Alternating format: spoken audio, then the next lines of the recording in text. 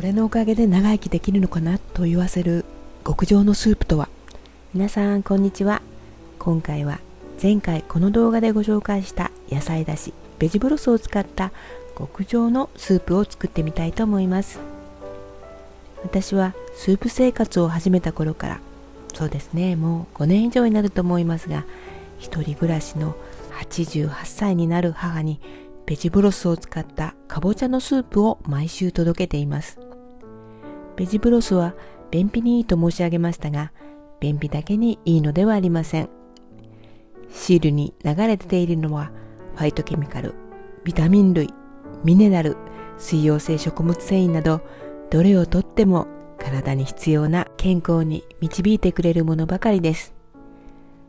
ファイトケミカルやビタミン類は抗酸化作用があり、免疫力を高めてくれます。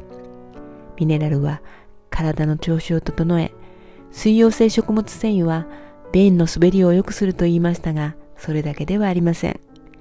善玉菌の餌になり、腸内環境を整えてくれます。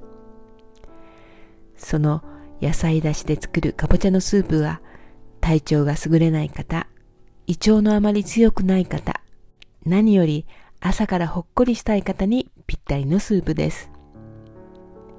では作っていきましょう。かぼちゃのスープを作る前にベジブロスを簡単におさらいしておきますね。キャベツや白菜の芯、かぼちゃの綿や種など廃棄する部分で作ります。その部分にはファイトケミカルが豊富なんです。それらの野菜の3倍程度の水を加えて沸騰してから2、30分煮ます。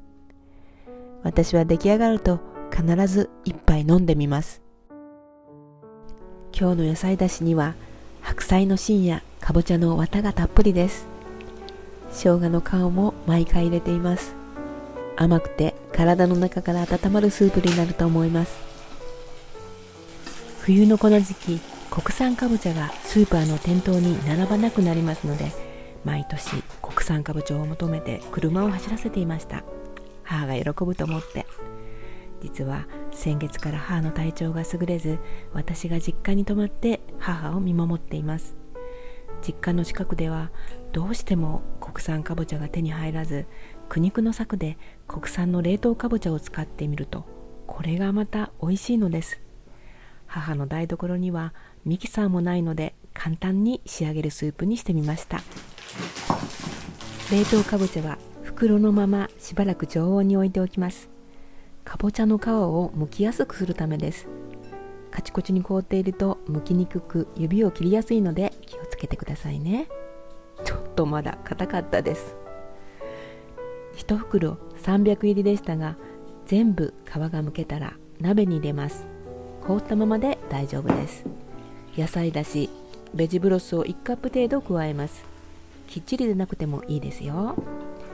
なぜ使用する野菜だしを最初にすべて加えないのか、後ほどわかります。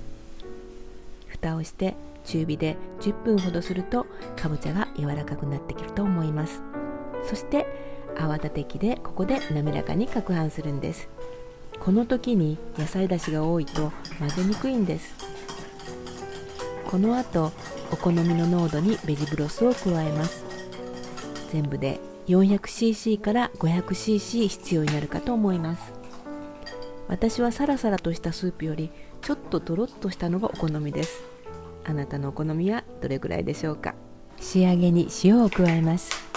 赤穂浪士で有名な赤穂市は私の住んでいるところからほど近いのですが、そこで作られる塩がとても有名なんです。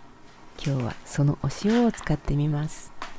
そしてほんの少しだけバターを加えると風味が増します。母は野菜だしで作るかぼちゃのスープを毎朝食べていました。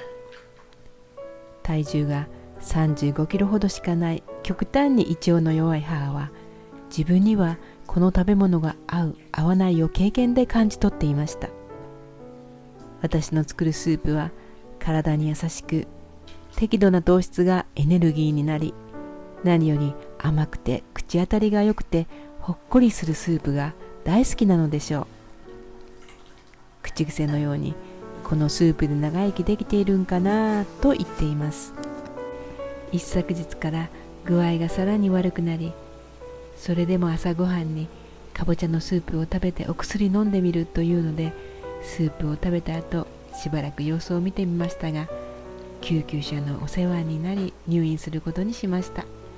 こんなご時世でスープを届けることも面会さえできませんが、看護師さんが朝ごはんのおかゆ座っておいしそうに食べていましたよと伝えてくださいました。帰ってきたら野菜だしのかぼちゃのスープをまた作ってあげたいと思います。ぜひあなたやあなたの周りに必要な人がいたら作ってみてくださいね。